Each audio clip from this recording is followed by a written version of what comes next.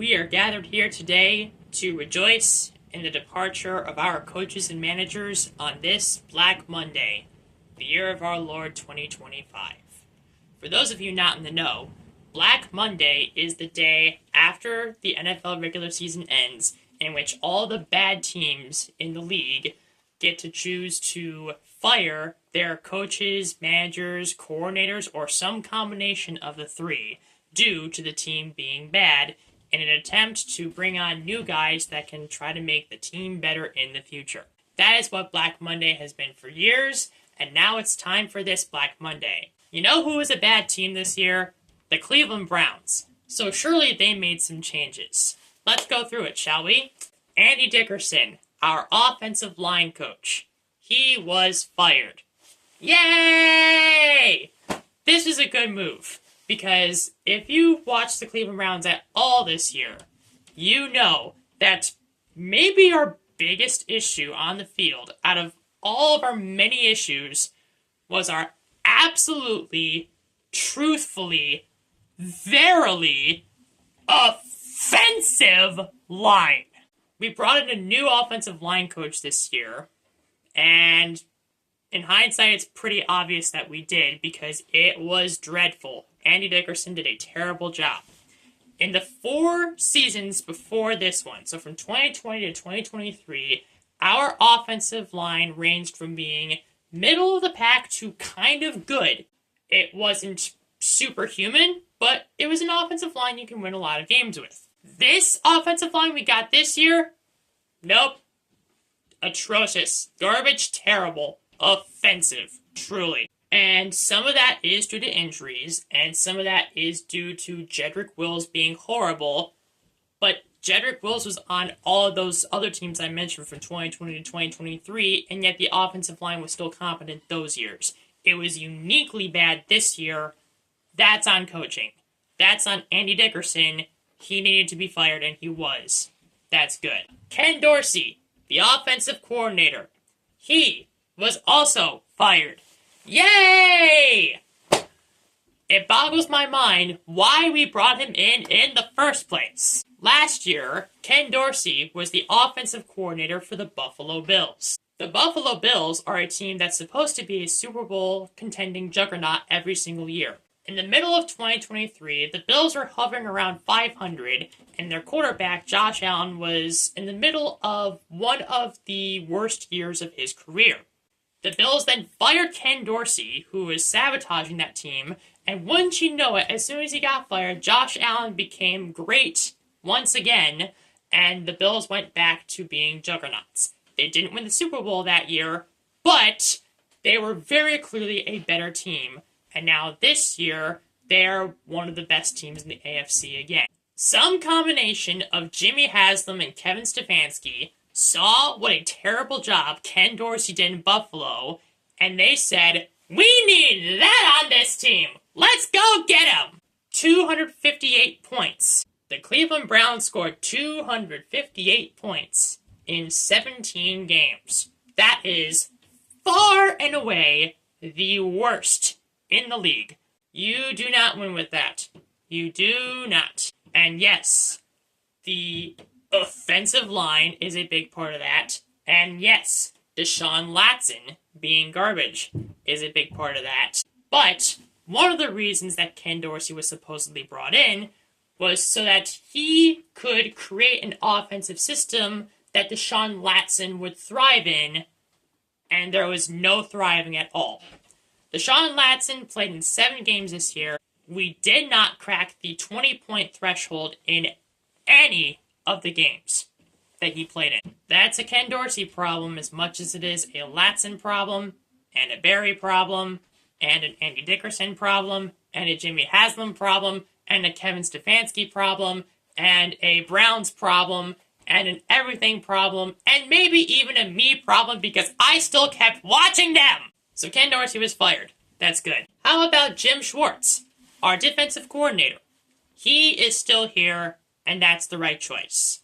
Out of the many problems the Cleveland Browns had this year, the defense honestly wasn't one of them.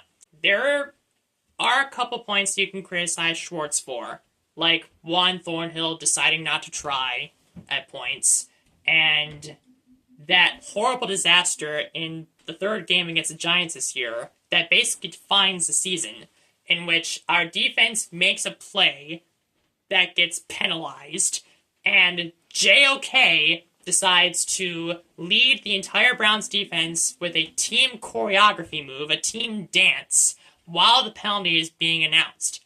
That image is never going to leave my head as long as I live. That angered me more than anything else I saw this year. That's a coaching issue. It is. But was the defense bad enough to warrant Jim Schwartz being fired? Absolutely not. And in a future video, I will be diving into greater detail as to why that's the case. Jim Schwartz still being here is the right call. Kevin Stefanski, head coach. He is still here. And I don't like it, but I get it. We had a big problem with penalties, particularly on offense. Stefanski hired Andy Dickerson, our now former offensive line coach. That was dreadful. And Stefanski has a history of not the greatest play calling. But this year, who is responsible for the play calling? Was it Stefanski? Was it Dorsey? Was it a mix and match thing that was a total disaster? I don't know.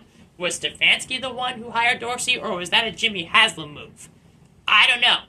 Kevin Stefanski has made it clear that he wants to build the offense in his image. What this 2024 season has shown me is that this offense was molded under a combination of Ken Dorsey's and Andrew Berry and Jimmy Haslam's image. A combination of those three guys were the men responsible for building the 2024 Browns offense, and it was the worst offense in the league. Stefanski deserves part of the blame for that, but not the majority. I still think he should be fired, though. If the Cleveland Browns went 7-10 this year, or maybe even 6-11, you bring him back. He's won Coach of the Year twice, and we don't make it to the playoffs in 2023 if Kevin Stefanski's not our coach. But he went 3-14 this year. At least some of it's got to be on Stefanski. And because of that, I think he should have been fired.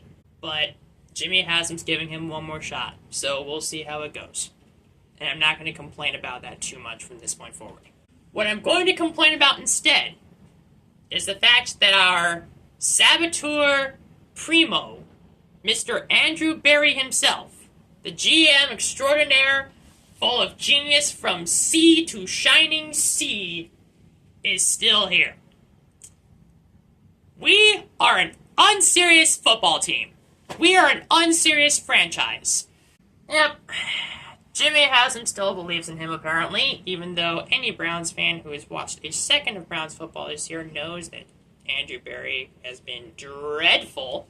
His genius is why we traded for Deshaun Watson. His genius is why his draft record has been atrocious. I mean, what are the good draft picks he's had? JOK. Who else? His first draft pick, mind you, was Jedrick Wills. That's going great. He picked Greg Newsome, who's hot and cold. Don't know if he's performing at his first round value. He also picked Martin Emerson, who was good last year, was hot garbage this year. Apart from that, who else has he picked? No other starters. Not a good draft record, and he's been here 5 years. And he's picked one guy that's performed up to his value, and JOK, and that's it. So he can't draft. He is terrible at trading.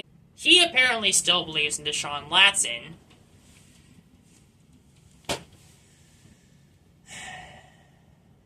He's going to be here as long as Jimmy Haslam keeps him here, and I think Jimmy Haslam is content with him being here. Because Jimmy Haslam also has the same sunk cost fallacy belief with the Deshaun Watson trade and the Deshaun Watson contract. Jimmy Haslam and Andrew Berry are both still here. Yep, this team is going to be miserable for many years to come. We will never win anything with Jimmy Haslam as our owner, and that means I will be a sad Browns fan forever. Tune into my next video where I will further dissect this team and fully explain using statistical data exactly how horrible this team was. You're going to want to see it, trust me. Happy Black Monday, everybody.